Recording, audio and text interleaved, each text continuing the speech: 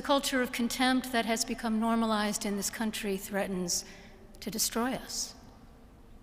We are all bombarded daily with messages from what sociologists now call the outrage industrial complex.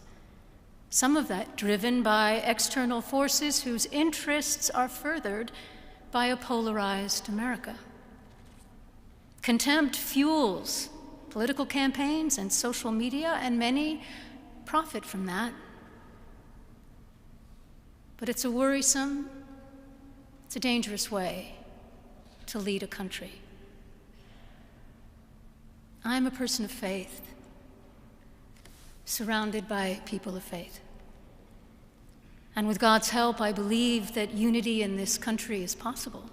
Not perfectly, for we are imperfect people and an imperfect union, but sufficient enough to keep us all believing in and working to realize the ideals of the United States of America, ideals expressed in the Declaration of Independence with its assertion of innate human equality and dignity. And we are right to pray for God's help as we seek unity, for we need God's help, but only if we ourselves are willing to tend to the foundations upon which unity depends. Like Jesus' analogy of building a house of faith on the rock of his teachings as opposed to building a house on sand, the foundations we need for unity must be sturdy enough to withstand the many storms that threaten it. And so what are they? The foundations of unity? Drawing from our sacred traditions and text, let me suggest that there are at least three.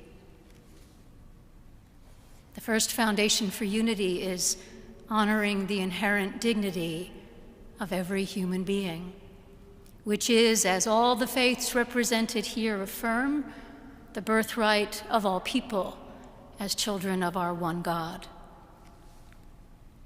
In public discourse, honoring each other's dignity means refusing to mock or discount or demonize those with whom we differ, choosing instead to respectfully debate our differences, and whenever possible, to seek common ground.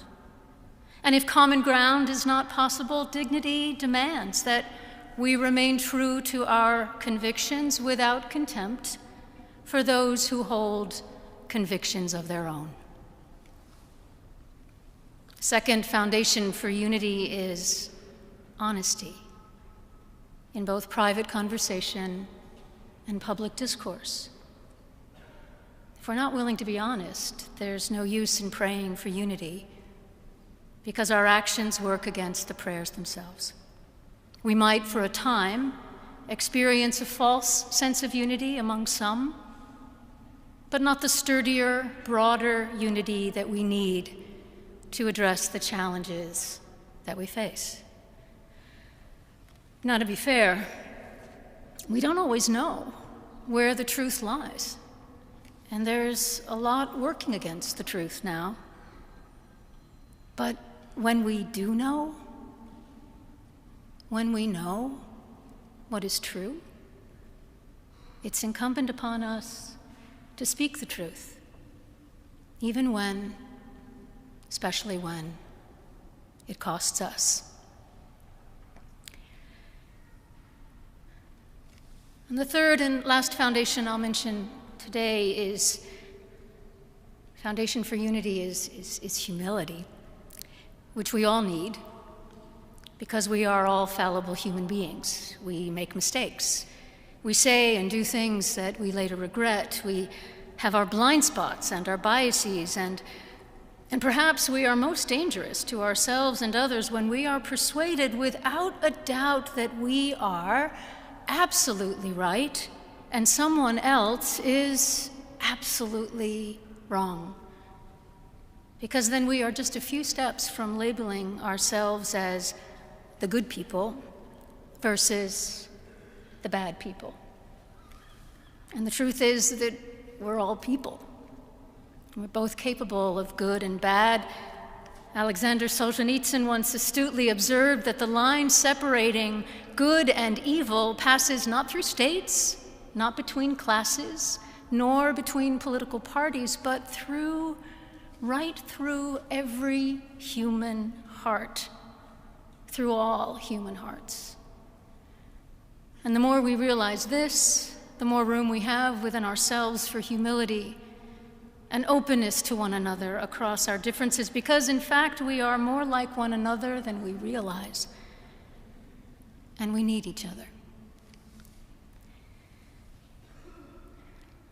Unity is relatively easy to pray for on occasions of great solemnity.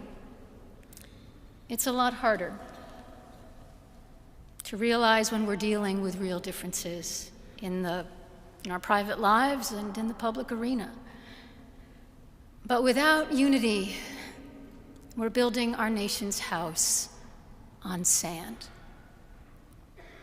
And with a commitment to unity that incorporates diversity and transcends disagreement, and with the solid foundations of dignity, honesty, and humility that such unity requires, we can do our part and in our time to realize the ideals and the dream of America.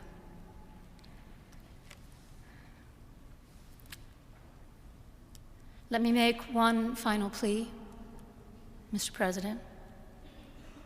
Millions have put their trust in you. And as you told the nation yesterday, you have felt the providential hand of a loving God. In the name of our God, I ask you to have mercy upon the people in our country who are scared now. There are gay, lesbian, and transgender children in Democratic, Republican, and independent families, some who fear for their lives. And the people who pick our crops and clean our office buildings, who labor in poultry farms and meat packing plants, who wash the dishes after we eat in restaurants and work the night shifts in hospitals, they may not be citizens or have the proper documentation, but the vast majority of immigrants are not criminals. They pay taxes and are good neighbors. They are faithful members of our churches and mosques, synagogues, wadara, and temples. I ask you to have mercy, Mr. President, on those in our communities whose children fear that their parents will be taken away, and that you help those who are fleeing war zones and persecution in their own lands to find compassion and welcome here. Our God teaches us that we are to be merciful to the stranger, for we were all once strangers in this land. May God grant us the strength and courage to honor the dignity of every human being, to speak the truth to one another in love, and walk humbly with each other and our God for the good of all people in this nation and the world.